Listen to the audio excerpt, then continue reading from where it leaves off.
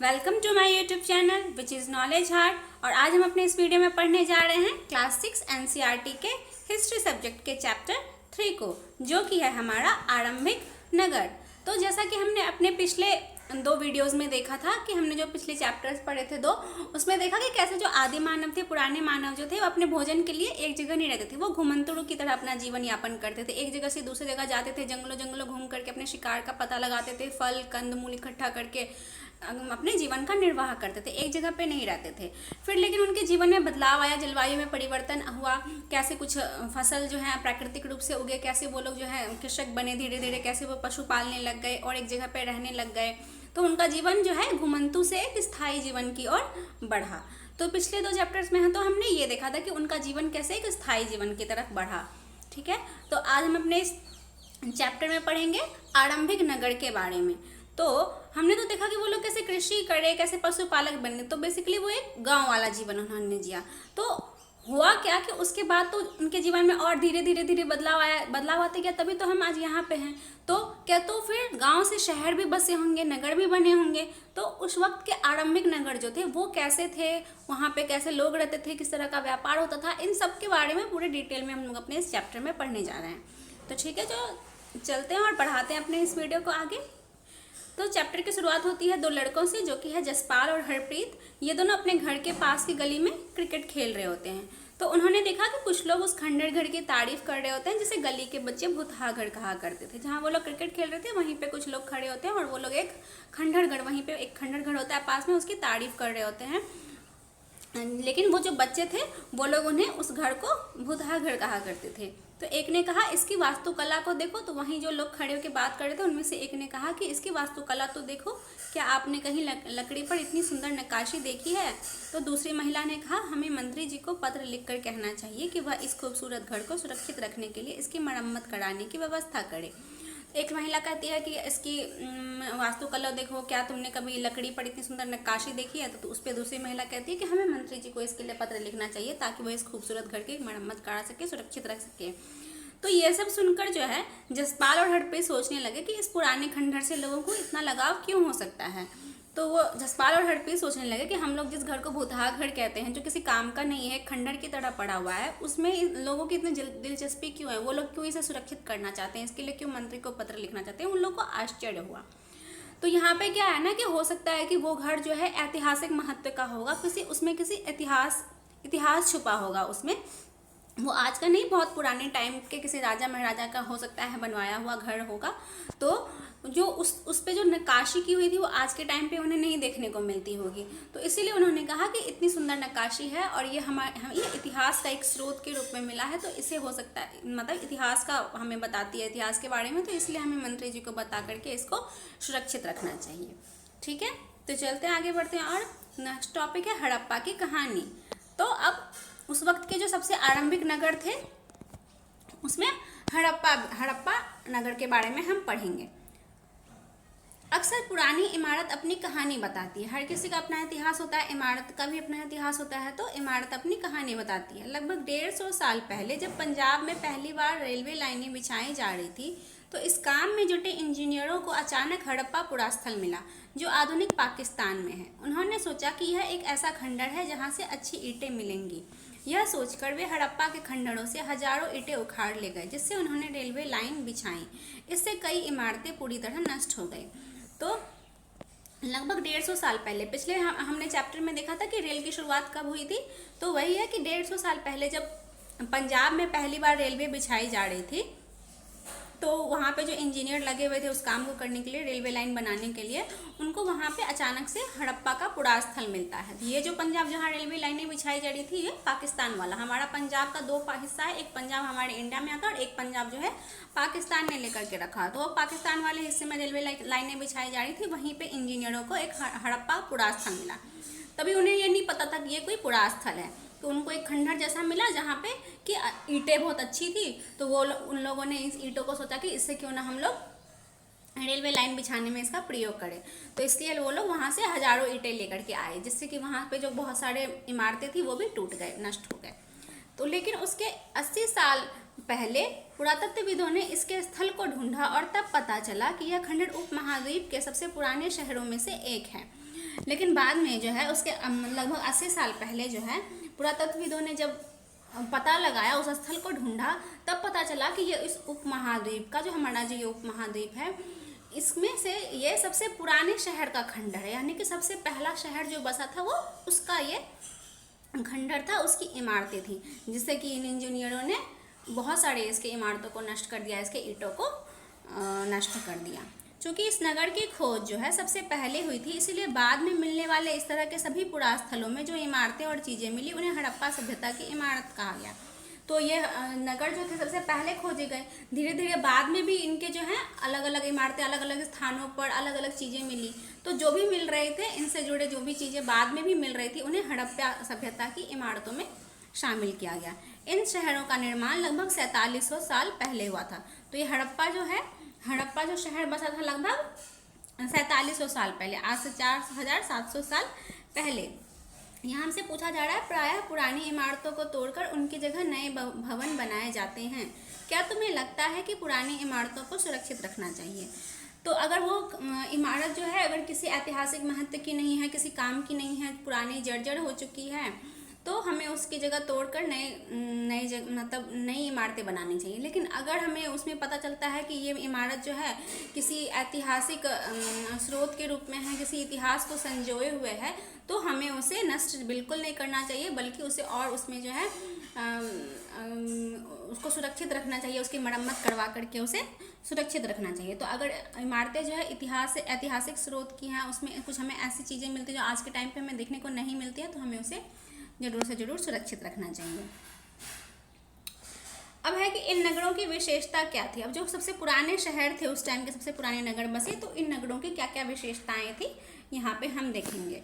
तो इन नगरों में से कई को 2 या उससे ज़्यादा हिस्सों में विभाजित किया गया। प्रायः पश्चिमी भाग छोटा था लेकिन ऊंचाई पर बना था, और पूर्वी हिस्सा बड़ा था लेकिन यह निचले इलाके में था। तो ये जो नगर थे उस टाइम के, ये दो हिस्सों में विभाजित थे। पश्चिमी भाग जो होता था वो छोटा था लेकिन ये ऊंचाई पे होता था, हाइट पे होता था, और जो पूर्वी हिस्सा होता था वो बड़ा होता था लेकिन वो निचले हिस्से में होता था। ऐसे इस तरह से पूर्वी हिस्सा। तो ऊंचाई वाले भाग को जो है पुरातत्वविदों ने नगर दुर्ग कहा। तो जो ऊंचाई पे लोग रहते थे उस एरिया को नगर दुर्ग कहा जाता था, और जो निचले हिस्से को वो लोग निचला नगर कहते थे। तो हो सकता है कि जो नगर दुर्ग ऊपर वाला हिस्सा था, उसमें जो है उस समय के जो समृद्ध लोग हुआ करते थे, शासक लोग हुआ करते थे, वो नगर दुर्ग में रहते होंगे, और जो आम जनता, आम पब्लिक जो होती थी वो निचले हिस्से में रहा करती होंगी। दोनों हिस्सों की 4 दीवारियां पकी हुई ईंटों की बनाई जाती थी। पकी हुई ईंटों का इस्तेमाल उस समय भी किया जाता था। उस समय भी जो है 4 दीवारियां सब पकी ईंटों की बनती थी। इसकी ईंटें इतनी अच्छी पकी थी कि हजारों साल बाद आज तक उनकी दीवारें खड़ी रहीं। इतनी अच्छी पकी थी तभी तो आज वो हजारों साल बाद जब वो रेलवे लाइनें बिछाई जा रही थी, तब भी वो इतनी मजबूत थी कि उनको लगा कि हम इन ईंटों से जो है रेलवे लाइनें हमें बिछाने में बहुत सहायता मिलेगी। दीवार बनाने के लिए ईंटों की चिनाई इस तरह करते थे कि जिससे दीवारें खूब मजबूत रहे। कुछ नगरों के नगर दुर्ग में कुछ खास इमारतें बनाई गई थी। अब कुछ अलग अलग नगर थे उस समय के। तो जैसे कि मोहनजोदड़ो था, आपको कालीबंगन था, लोथल था, धौलावीरा था, ये सब अलग अलग नगर थे। तो अलग अलग नगरों में जो है कुछ खास इमारतें बनाई गई थी वहाँ की। मिसाल के तौर पर मोहनजोदड़ो में खास तालाब बनाया गया था। ये रहा मोहनजोदड़ो, हमें मैप में यहाँ पे दिख रहा है, ये पाकिस्तान में आता है मोहनजोदड़ो।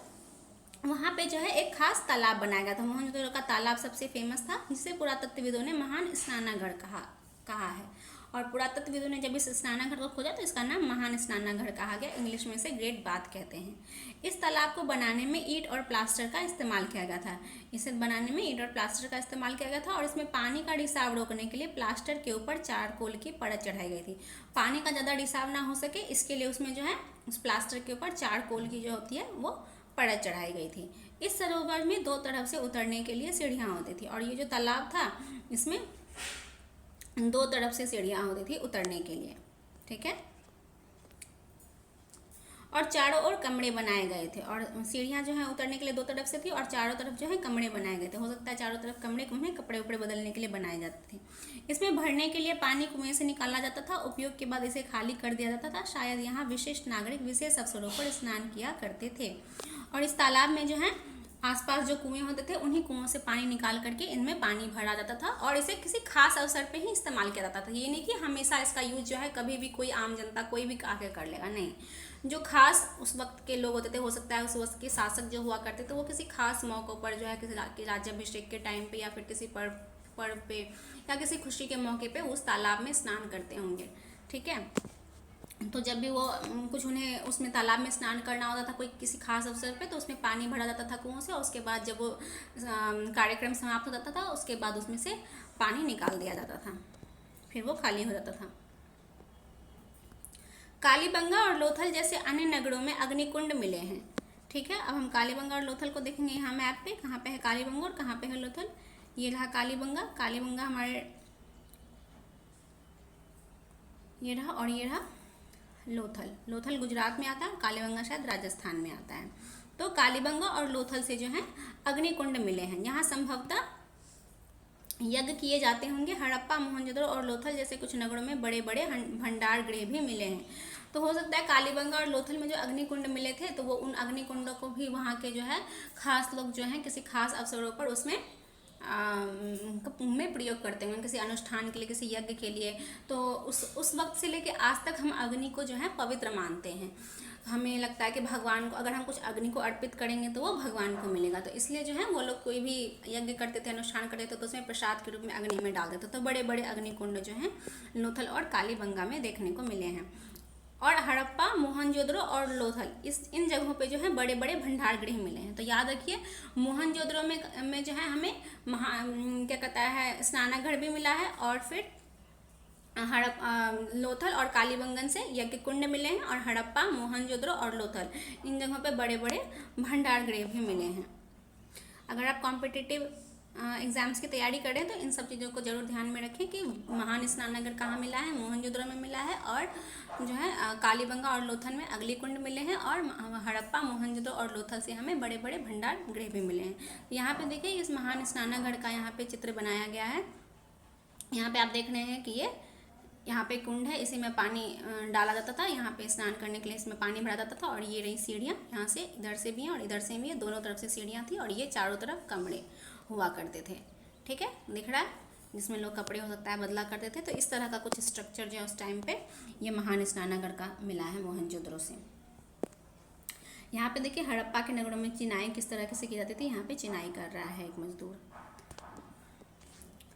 अब हम पढ़ेंगे भवन, नाले और सड़कें। उस वक्त के जो थे भवन, नाले और सड़कें कैसे हुआ करते थे। नगर के बारे में देखा कि हमने कौन कौन सी इमारतें किन किन खास नगरों में थी, और हम देखेंगे अब वहाँ के भवन, नाले और सड़कें किस तरह के थे। इन नगरों के घर आमतौर पर 1 या 2 मंजिला होते थे, ठीक है, घर जो है 1 या 2 मंजिल होते थे। घर के आंगन के चारों ओर कमरे बनाए जाते थे।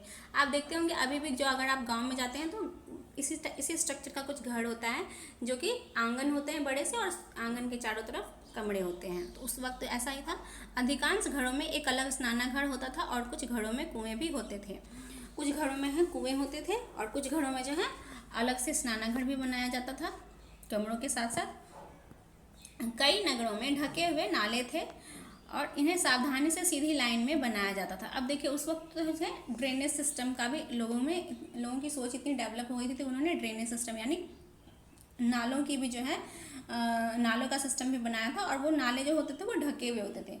आज के टाइम पे हमें कहीं कहीं नाले ढके हुए नहीं मिलते, लेकिन उस वक्त के लोग जो हैं इतने विकसित हो चुके थे, उनका इतनी सोच विकसित हो चुकी थी कि वो जो है नाले उस वक्त भी ढक ढक के बनाए जाते थे, सोचिए।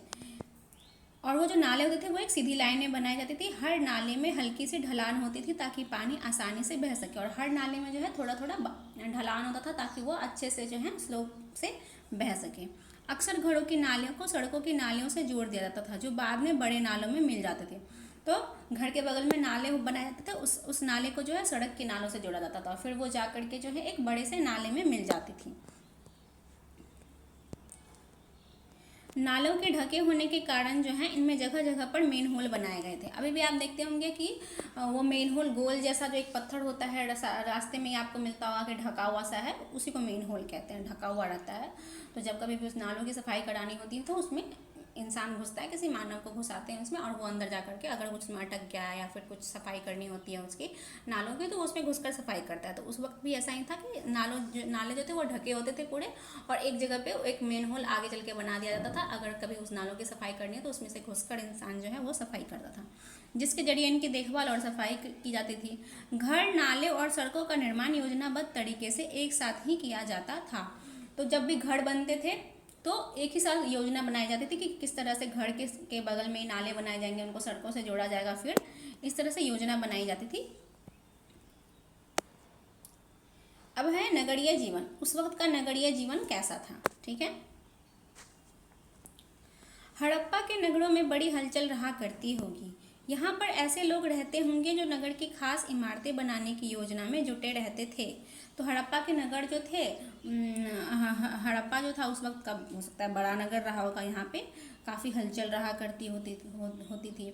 यहाँ के लोग जो है हमेशा नई नई इमारत, देखा ही आपने कैसे कैसी इमारतें मिली है हमें, तो इन सभी इमारतों को बनाने के लिए हो सकता है जुटे रहते होंगे।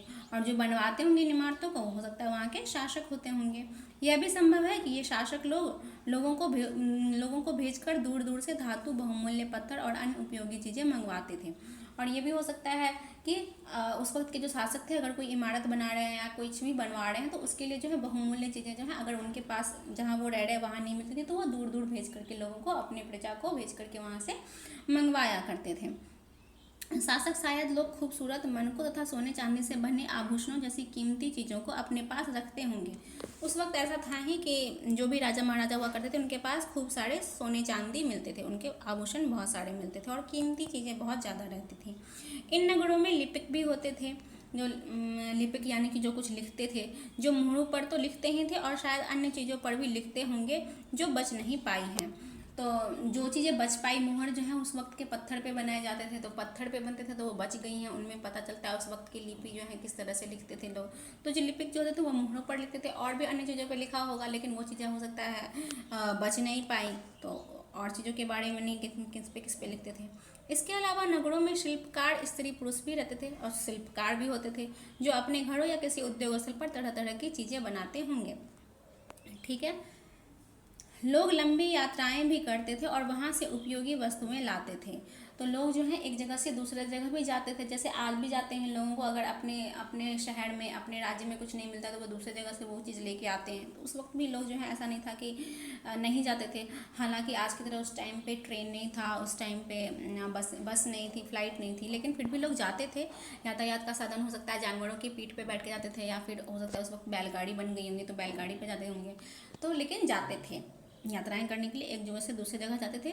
और साथ ही सुदूर देशों के किस्से, कहानियाँ, मिट्टी से बने कई खिलौने भी मिले हैं जिनसे बच्चे खेलते होंगे। जब वो एक जगह से दूसरी जगह जाते थे तो वहाँ से उपयोगी वस्तुएं तो लाते ही थे, साथ ही वहाँ के किस्से कहानियाँ भी लाते थे। अब वहाँ के लोग कैसे कपड़े पहनते हैं, दूसरी जगह अगर किसी दूसरे देश गए मान लीजिए, तो जाहिर सी बात है, जैसा कि मैंने चैप्टर फर्स्ट में भी समझाया था कि अगर एक जगह से दूसरी जगह जाते थे तो कैसे हमारी संस्कृति जो है वो समृद्ध हुई, उससे एक जगह से दूसरी जगह लाए, एक जगह से दूसरी जगह लोगों का विचार जो है वो बदला, एक जगह से दूसरी जगह वाले लोग जो है उनके विचारों को अपनाया, उन्होंने उनके विचारों को अपनाया। तो वहाँ के किस्से कहानियाँ, वहाँ के लोग जो हैं किसे कैसे कैसे खाना खाते हैं, किस तरह के घरों में रहते हैं, इन सब चीज़ों को बहुत सारे किस्से कहानियाँ भी एक जगह से दूसरी जगह लेकर के आते थे। नगर में रहने वाले लोगों की एक सूची बनाओ, ठीक है। आपसे यहाँ पे कहा जा रहा है कि नगर में रहने वाले लोगों की सूची बनाने के लिए राजा महाराजा होते थे, शिल्पकार होते थे, व्यापारी होते थे, लिपिक होते थे, पुजारी होते होंगे, हो सकता है, तो इस तरह के लोग होते होंगे। अब यहाँ पे जो हमें चित्र दिया गया, थोड़ा सा उस चित्र की तरफ थोड़ा देख लेते हैं क्या कहा जा रहा है। सबसे ऊपर मोहनजोदड़ो की एक सड़क और उसमें बना नाला, ऊपर एक कुआं दिख रहा है। ये जो हमें दिख रहा है ये मोहनजोदड़ो का एक सड़क है और उसके ऊपर जो है बना हुआ नाला हमें दिखाई दे रहा है, और यहाँ पे जो है कुआं, उस वक्त का कुआं कैसा था ये दिखाया जा रहा है, ठीक है। बाईं और नीचे हड़प्पा की एक मुहर है, ये रही हड़प्पा की, यहाँ पे एक मुहर को दिखाया गया है। इस मुहर के ऊपर के चिन्ह एक खास लिपि में लिखे, और यहाँ पे कुछ लिखा गया है जिसे हम और आप नहीं समझ पा रहे हैं। ये कुछ मछली जैसा बना हुआ है, सिंबल टाइप का कुछ लग रहा है, ठीक है। उपमहाद्वीप में पाए गए लेखन का यह प्राचीनतम उदाहरण है। ठीक है, उपमहाद्वीप में जो कुछ भी हमें लिखा हुआ मिला है उसका ये सबसे प्राचीनतम उदाहरण है ये। विद्वानों ने इसे पढ़ने की कोशिश की, लेकिन अभी तक यह पता नहीं चल पाया है कि इसका अर्थ क्या है। बहुत से विद्वानों ने इसे पढ़ने की कोशिश की, लेकिन अभी तक नहीं पता चल पाया कि एग्जैक्टली यहाँ पे लिखा हुआ क्या है। और यहाँ पे दाईं ओर पकी हुई मिट्टी के खिलौने हैं, ये खिलौने हैं यहाँ पे कुछ उस वक्त के खिलौने कैसे हुआ करते थे। अब आता है नेक्स्ट टॉपिक, नगर और नए शिल्प। ठीक है, ऊपर पत्थर के बाट देखो, ये हमें हमारा पत्थर का एक बाट दिख रहा है वाइट कलर का। कितने ध्यान से और उपयुक्त तरीके से इन बाटों को बनाया गया है। इन्हें चर्ट पत्थर से बनाया गया था। किन पत्थर से बनाया गया था इन बाटों को? चर्ट पत्थर से। इन्हें शायद बहुमूल्य पत्थर और धातुओं को तौलने के लिए बनाया गया था, और ये जो है धातुओं को तौलने के लिए इनको बनाया गया था। जैसे देख रहे हैं कितने अच्छे से शेप में इनको बनाया गया है। मध्य में बाएं मनके, इधर आपको मनके दिख रहे हैं, इनमें से कई कार्नेलियन पत्थर से बनाए गए थे, और इन मनकों का प्रयोग जो बनाए गए थे वो कार्नेलियन पत्थर से, उस वक्त के कार्नेलियन पत्थर जो थे उन पत्थरों से बनाया गया था। पत्थरों को काट और तराश कर मनके बनाए गए, इनके बीच छेद किए गए ताकि धागा डालकर मालाएं बनाई गई, और जो मनके हुए उनको जो है तराशा गया, उन पत्थरों से बनाए गए थे, और फिर उनके बीच में छेद किया गया ताकि मालाएं बनाई गई। यहाँ पे आपको आभूषण दिख रहे हैं कुछ। मनका उस वक्त का बहुत ही ज़्यादा प्रसिद्ध हुआ था। और यहाँ पे मध्य में दाएं पत्थर के धारदार फलक, यहाँ पे जो है आपको दाएं में एक पत्थर के एक धारदार फलक दिखाई दे रही है, और नीचे दाएं यहाँ पे कढ़ाईदार वस्त्र, ये जो आपको एक वस्त्र पहने इंसान दिखा रहा है कि कढ़ाई, इस पे कुछ एक डिज़ाइन बना हुआ है। ये उस वक्त का हो सकता है, पॉपुलर डिज़ाइन होगा जो किसी ने बनाया होगा। पत्थर से बनी मूर्ति जो मोहनजोदड़ो से मिली है, और ये मूर्ति कहाँ से मिली है? मोहनजोदड़ो से, और ये पत्थर से बनी है, और उसमें कढ़ाईदार वस्त्र पहने एक व्यक्ति को दिखाया गया। कितनी सुंदर यहाँ पे ये मूर्ति बनाई गई है। अब यहाँ पे कहा जा रहा है हड़प्पा सभ्यता के लोग पत्थर की मुहर बनाते थे। मैंने पहले बताया कि उस वक्त के मुहर जो है वो पत्थर के होते थे, इसलिए वो बच पाए। इन आयताकार मुहरों पर सामान्यतः जानवरों के चित्र मिलते हैं, और ये मुहर जो होते थे इन पे जानवरों, यहाँ पे भी जानवर के चित्र बने हुए देख रहे हैं। ये कुछ घोड़ा या हाँ, उस वक्त आपने मोहनजोदड़ो फिल्म देखी है ना, उसमें यूनिकॉर्न जानवर के बारे में कहा गया, वो लोग यूनिकॉर्न जानवर को ढूंढते रहते हैं, तो ये यूनिकॉर्न जानवर जैसा कुछ यहाँ पे बना हुआ है, एक सिंग वाला। हड़प्पा सभ्यता के लोग काले रंग से डिजाइन किए हुए खूबसूरत लाल मिट्टी के बर्तन बनाते थे। देखो पृष्ठ 6, पृष्ठ 6 पे कहा जा रहा है हमें देखने के लिए, तो नहीं दिख रहा। तो उस वक्त के लोग जो हैं वो काले रंग से डिजाइन किए हुए लाल मिट्टी के बर्तन बनाया करते थे। ठीक है, इसके लाल मिट्टी के बर्तन बनाते थे और उस पर डिजाइन काले रंग से करते थे। संभवतः 7000 साल पहले मेहरगढ़ में कपास की खेती होती थी। जो ये मेहरगढ़ है ये शायद पाकिस्तान में आता है। तो 4700 साल पहले, ये हम नगरों के बारे में पढ़ रहे हैं, नगर बसे थे, और उससे भी मतलब पहले 7000 साल पहले जो है मैंने बताया था कि सबसे पहले कहाँ पे जो है खेती हुई थी, फर्स्ट चैप्टर में बताया था। तो ये मेहरगढ़ के पास सबसे पहले 7000 साल पहले कपास से खेती हुई थी। मोहनजोदड़ो से कपड़े के टुकड़े के अवशेष, चांदी के एक फूलदान के ढक्कन तथा कुछ अन्य तांबे की वस्तुओं से चिपके हुए मिले हैं। मोहनजोदड़ो से जो है कुछ कपड़े के भी टुकड़े मिले हैं, और चांदी के अवशेष मिले हैं, चांदी के फूलदान मिले हैं, तथा कुछ और सी वस्तुएं जो हैं अन्य धातुओं की मिली हैं। पकी मिट्टी तथा फेन से बनी तकलियाँ सूत कताई का संकेत देती हैं, और उस वक्त जो है पक्की मिट्टी से तथा फेन से जो है तकलियाँ जो होती थी, वो तकलियाँ सूत कताई का संकेत देती हैं कि उस वक्त जो है सूत कताई होती थी, फिर कपड़े बनाए जाते थे उससे। ठीक है, इनमें से अधिकांश वस्तुओं का निर्माण विशेषज्ञों ने किया था। उस वक्त के जो विशेषज्ञ होते थे, जो खास चीज़ें बनाते थे, आज भी विशेषज्ञ होते हैं, तो इन सभी जो विशेष चीज़ें होती थी उनका निर्माण विशेषज्ञों ने किया। विशेषज्ञ उसे कहते हैं जो किसी खास चीज़ को बनाने के लिए खास प्रशिक्षण लेता है, जैसे पत्थर तराशना, मन की चमकाना, या फिर मोहरों पर पच्चीकारी करना। ठीक है, पृष्ठ 28 पर चित्र देखो। कि मूर्ति का चेहरा कितना आकर्षक ढंग से बनाया गया है, उसकी दाढ़ी कितनी अच्छी तरह दर्शाई गई है। यह किसी विशेषज्ञ मूर्तिकार का ही काम हो सकता है। देखा हमने कि ये मूर्ति जो है कितने अच्छे तरीके से बनाई गई है, इसकी दाढ़ी कितने अच्छे तरीके से बनाई है। तो जो ये मूर्ति इतनी अच्छी बनाई है, इस पर कढ़ाई का भी जो है काम दिखाया गया है, वो कितने अच्छे से यहाँ पे गढ़ा गया है। तो वो जो मूर्तिकार जिसने भी बनवाया होगा तो वो कितना मूर्तिकार कितना जो है निपुण होगा वो इस कार्य में, जिस मूर्तिकार ने बनाया इस काम में कितना वो विशेषज्ञ होगा। हर व्यक्ति विशेषज्ञ नहीं हो सकता। हमें यह नहीं पता है कि क्या सिर्फ पुरुष ही ऐसे कामों में प्रशिक्षण हासिल करते थे या फिर केवल महिलाएं। शायद कुछ महिलाएं और पुरुष दोनों ही इस काम में दक्ष थे। तो अभी हमें ये नहीं पता है कि क्या सिर्फ पुरुष करते थे, क्या महिलाएं, हो सकता है कुछ पुरुष भी कामों में विशेषज्ञ होंगे, किसी काम में कुछ महिलाएं विशेषज्ञ होंगी, तो दोनों करते होंगे। अब यहाँ पे कहा जा रहा है कि ये फेयंस यहाँ पे दिख रहा है, पत्थर और शंख प्राकृतिक तौर पर पाए जाते हैं। ठीक है, हमें पत्थर प्राकृतिक तौर पर मिलते हैं, शंख हमें समुद्र के किनारे मिलते हैं प्राकृतिक तौर पर। लेकिन फेयंस को कृत्रिम रूप से तैयार किया जाता है, और जो फेयंस होते थे उसे कृत्रिम रूप से आर्टिफिशियल वे में तैयार किया जाता था, जो कि बालू या स्फटिक पत्थरों के चूर्ण को गोंद में मिलाकर उससे वस्तुएं बनाई जाती थी। तो कैसे बनता था, बालू या फिर कोई पत्थर, जो स्फटिक पत्थर होते थे, उसके चूड़ को चूड़ करके उसको गोंद में मिलाया जाता था, फिर उससे वस्तुएं बनाई जाती थी। उसके बाद उन वस्तुओं पर चिकनी परत चढ़ाई जाती थी। उस चिकनी परत के रंग प्रायः नीले या हल्के समुद्री रंग के होते हैं। इस तरह से कुछ होती थी। ठीक है, फ्योन्स से मनके, चूड़ियाँ, बाले और छोटे छोटे बर्तन बनाए जाते थे। क्या सब बनते थे, ज्वेलरी बनती थी, यानी कि आभूषण बनते थे, चूड़ियाँ बनती थी, मनके, मालाएं बनते थे, छोटे छोटे बर्तन बनाए जाते थे। अब है कच्चे माल की खोज। कच्चा माल उन पदार्थों को कहते हैं जो या तो प्राकृतिक रूप से मिलते हैं या फिर किसान या पशुपालक उनका उत्पादन करते हैं। ठीक है, कच्चा माल किसे कहते हैं, जो कि हमें प्राकृतिक रूप से मिलते हैं और फिर बाद में उसका प्रयोग किसी अन्य चीज़ के लिए हम लोग करते हैं, या फिर किसान पशुपालक उसे प्राकृतिक रूप से उगाते हैं। जैसे लकड़ी या धातुओं के अयस्क प्राकृतिक रूप से उपलब्ध कच्चे माल हैं। ठीक है, जैसे कि हमें लकड़ी मिलती है। ठीक है, लकड़ी का हम काम ईंधन के रूप में प्रयोग करते हैं।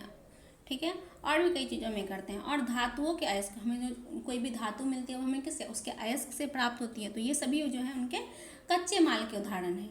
इनसे फिर कई तरह की चीज़ें बनाई जाती है। ठीक है, मिसाल के तौर पर किसानों द्वारा पैदा किए गए कपास को कच्चा माल कहते हैं, जिसे बाद में कताई बुनाई करके कपड़ा तैयार किया जाता है। ठीक है, जैसा कि मैंने बताया था कि कपास की खेती इसलिए होती है कि उससे फिर जो है कताई बुनाई करके उसे कपड़ा बनाया जाता था बाद में। तो कपास क्या हो गया, कच्चा माल हो गया, किसके लिए, कपड़े के लिए। हड़प्पा में लोगों को कई चीज़ें वहीं मिलती थी, लेकिन तांबा, लोहा, सोना, चांदी और बहुमूल्य पत्थर जैसे पदार्थों को वो दूर दूर से आयात करते थे। तो कुछ चीज़ें तो उनके देश में मिल जाती थी, उनके शहर में मिल जाती थी, लेकिन जो चीज़ें नहीं मिलती थी उनको लाने के लिए वे दूर दूर से उसे लेने के लिए जाया करते थे। अभी भी हमारे देश में अगर हमें कुछ नहीं मिलता है तो हम इसे दूसरे देश से मंगवाते हैं। जैसे कि हम तेल मंगवाते हैं, सऊदी अरब से मंगवाते हैं, ईरान से मंगवाते हैं। तो जो चीज़ हमारे पास नहीं है वो हम दूसरे देशों से खरीद के लाएंगे। उस वक्त भी ऐसा ही था, और जो उनके पास नहीं वो हमसे लेकर के जाएंगे। यहाँ पे एक खिलौना जैसा एक सामान ढोने वाला गाड़ी का दिखाया गया है। चीज़ों को एक जगह से दूसरी जगह कैसे ले जाया जाता था, इन चित्रों को देखो। एक खिलौना है और दूसरी ओर एक मुहर है। ये खिलौना है और ये एक मुहर है।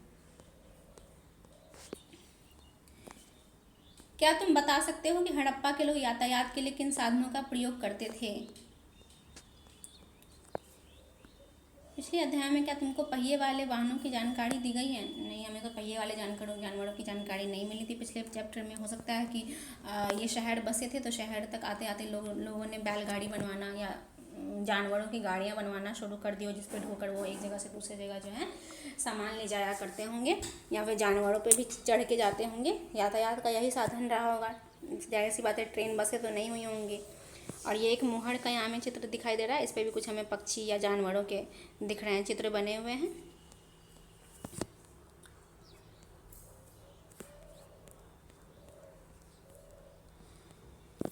यहाँ कहा जा रहा है हड़प्पा के लोग तांबे का आयात संभवतः आज के राजस्थान से करते थे। ठीक है, तो कहाँ से मंगवाते थे वो उस वक्त के लोग? हड़प्पा के लोग तांबे वो राजस्थान से मंगवाते थे। यहाँ तक कि पश्चिमी एशियाई देश ओमान से भी तांबे का आयात किया जाता था, और ओमान से भी वो तांबा मंगवाते थे। कहाँ से? राजस्थान से और ओमान से। कांसा बनाने के लिए तांबे के साथ मिलाए जाने वाली धातु टीन का आयात आधुनिक ईरान से और अफगानिस्तान से किया जाता था। तो राजस्थान और ओमान से तांबा मंगवाते थे, और जब वो जो है तांबा और टीन को मिला करके वो लोग क्या बनाते थे, कांसा बनाते थे, कांसे के बर्तन बनाते थे, कांसे का बनाते थे कुछ भी। तो उसको जो है उसके लिए जो है कांसा बनाने के लिए जो वो टीन मंगवाते थे, वो कहाँ से मंगवाते थे, टीन ईरान से मंगवाते थे। इन सब चीज़ों को याद रखिएगा आप लोग। सोने का आयात आधुनिक कर्नाटक और बहुमूल्य पत्थर का आयात गुजरात, ईरान और अफगानिस्तान से किया जाता था। तो उस वक्त के सोने का आयात कहाँ से किया जाता था, कर्नाटक, जो कि हमारे हिंदुस्तान में है, साउथ स्टेट्स में से एक है। और बहुमूल्य पत्थर का आयात जो होता था उस वक्त गुजरात से, गुजरात भी इंडिया में है, ईरान नहीं है इंडिया में, और अफगानिस्तान से किया जाता था। अफगानिस्तान भी आज अलग है, उस वक्त एक ही हुआ करता था। उस वक्त ऐसा कुछ नहीं था कि अलग अलग है अफगानिस्तान से वो। नगरों में रहने वालों के लिए भोजन। तो अब उस वक्त जो नगर में लोग रहते थे उनके क्या क्या भोजन थे, वो क्या क्या खाते थे। लोग नगरों के अलावा गांव में भी रहते थे। उस वक्त भी ऐसा था कि जैसे आज है, गांव भी हैं, नगर भी हैं, तो उस वक्त भी लोग नगर में भी रहते थे और गांव में भी रहते थे। तो वे अनाज उगाते थे और जानवर पालते थे। तो जो गांव में रहते थे वो लोग अनाज उगाते थे और जानवर पालते थे, जैसा आज भी करते हैं। किसान और चरवाहे ही शहर में रहने वाले शासकों, लेखकों और दस्तकारों को खाने के लिए सामान देते थे। शहरों में तो उस वक्त के जो समृद्धशाली व्यक्ति होंगे वो रहते होंगे, जैसे शासक होते थे, लेखक होते थे। तो इन सबको जो खाने के लिए चीज़ें होती थी ये गांव से ले जा करके बाजार में बेचते थे, शहरों में बेचते थे, तो उनको मिलता था। पौधों के अवशेषों से पता चलता है कि हड़प्पा के लोग गेहूं, जौ, दालें, मटर, धान, तिल और सरसों उगाते थे। तो उस वक्त के जो पौधों के अवशेष बचे हुए हैं, मिले हैं हमें, उनसे पता चलता है कि उस वक्त के लोग क्या खाते थे। तो हमें जो अवशेष मिले उनमें से गेहूं है, जौ है, दाल है, मटर है, धान है, तिल है और सरसों के पौधों के अवशेष मिले हैं। जमीन की जुताई के लिए हल का प्रयोग एक नई बात थी, और उस वक्त को जमीन की जो जुताई की जाती थी उसमें हल जो है एक नई बात थी। यहाँ पे खिलौना वाला हल दिखाया गया है हमें। हड़प्पा काल के हल तो नहीं बच पाए क्योंकि वे प्रायः लकड़ी से बनाए जाते थे, लेकिन हल के आकार के खिलौने मिले। तो ये खिलौने मिलने से पता चलता है कि उस वक्त इसी प्रकार के हल बनाए जाते होंगे। हो सकता है किसी बच्चों के लिए इस खिलौना बनाया गया होगा इस तरह का। इस क्षेत्र में बारिश कम होती थी, इसीलिए सिंचाई के लिए लोगों ने कुछ तरीके अपनाए होंगे। और ये जो शहर थे हड़प्पा के, वहाँ पे जो है बारिश कम हुआ करती थी, तो लोग पानी इकट्ठा करके एक ही बार रख लिया करते थे खेतों की सिंचाई करने के लिए और भी प्रयोग के लिए। संभवतः पानी का संचय किया जाता होगा और ज़रूरत पड़ने पर उससे फसलों की सिंचाई की जाती होगी। ठीक है, समझ गए। हड़प्पा के लोग गाय, भैंस, भेड़ और बकरियां भी पालते थे। तो कौन कौन से जानवर पालते थे, गाय, भैंस, भेड़ और बकरियां। ये हमने पिछले चैप्टर में भी देखा था कि कैसे कैसे सबसे पहले उन्होंने कुत्ते को पालतू बनाया था, फिर धीरे धीरे गाय, भैंस, बकरियां इन सबको पालने लग गए थे। बस्तियों के आसपास तालाब और चारागाह होते थे। उनकी जो बस्तियां होती थी उनके आसपास ही तालाब और चारागाह हुआ करता था। उन्हीं जगहों पर रहते थे जहाँ पे पानी हो आसपास में। लेकिन सूखे महीनों में मवेशियों के झुंडों को चारा पानी की तलाश में दूर दूर तक ले जाया जाता था। जैसा कि मैंने बताया कि वहाँ पे सूखा ज़्यादा पड़ता था, तो जब बारिश का मौसम है तब तो ठीक है, तालाब के आसपास रहते थे, लेकिन जब बारिश का मौसम खत्म होता था तो जानवरों को चारा पानी के लिए एक जगह से दूसरी जगह ले जाया जाता था। वे बेर जैसे फलों को इकट्ठा करते थे, मछलियाँ पकड़ते थे और हिरन जैसे जानवरों का शिकार भी करते थे। तो कैसे फल खाते थे, बेर जैसे फल को इकट्ठा करके खाते थे, मछलियाँ भी पकड़ते थे और हिरन जैसे जानवरों का शिकार करके भी खाते थे। गुजरात में हड़प्पा कालीन नगर का सूक्ष्म निरीक्षण। अब जो है हम गुजरात में जो हड़प्पा कालीन हमें स्थल मिला है जैसे कि लोथल, हम वहाँ के बारे में अब देखेंगे। कच्छ के इलाके में खदीड़ बेत के किनारे धौलावीरा नगर बसा था। अब ये जो धौलावीरा नगर है वहाँ के एक गुजरात का एक शहर हमें मिला है, वहाँ पे इसके बारे में देख रहे हैं। वहाँ साफ़ पानी मिलता था। तो धौलावीरा था खदीड़ बेत के किनारे, वहाँ पे साफ़ पानी मिलता था और वहाँ की ज़मीन भी जो थी वह बहुत उपजाऊ थी। जहाँ हड़प्पा सभ्यता के कई नगर 2 भागों में विभक्त थे, वहीं धौलावीरा नगर को 3 भागों में बांटा गया था।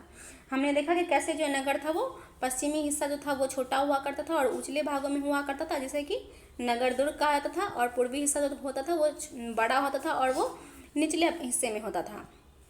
लेकिन धौलावीरा नगर जो था वो 3 भागों में उसे बांटा गया था। तो इसे याद रखिएगा आप, किस नगर को 3 भागों में बांटा गया था, गुजरात के धौलावीरा को 3 भागों में बांटा गया था।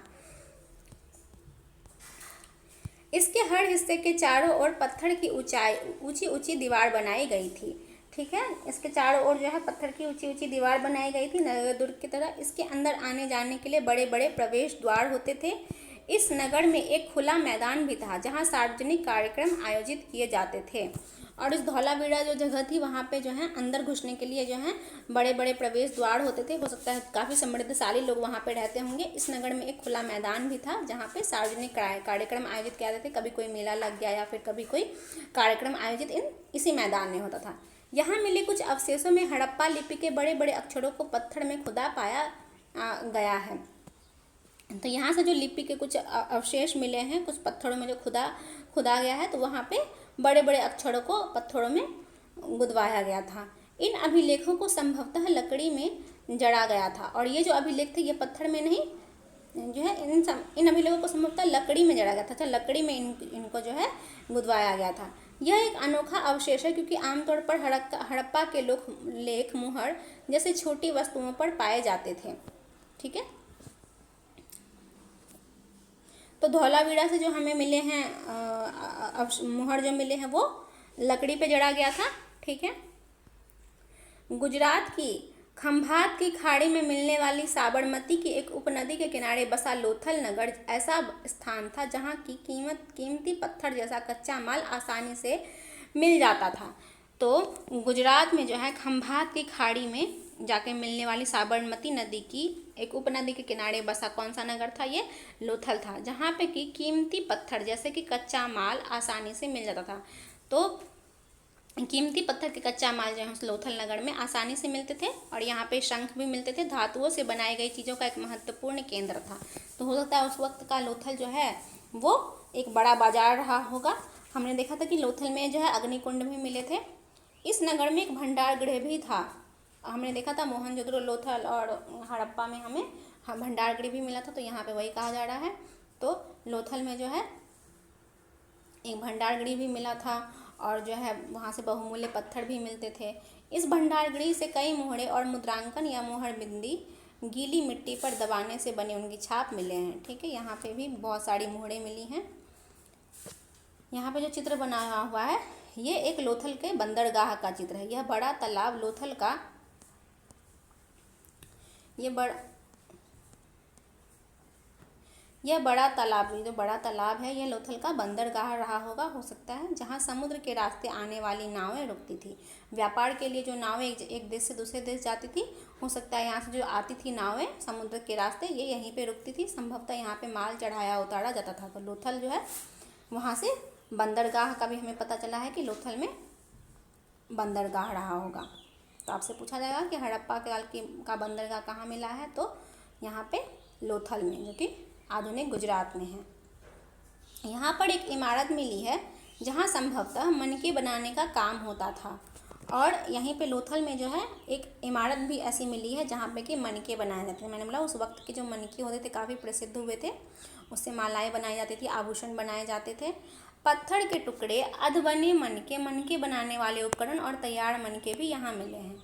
मनके बनाते होते और उससे जो है पत्थर के टुकड़े भी वहाँ पे मिले हैं। अधबने मनके बनाने वाले जो उपकरण हुआ करते थे वो भी वहाँ पे मिले हैं।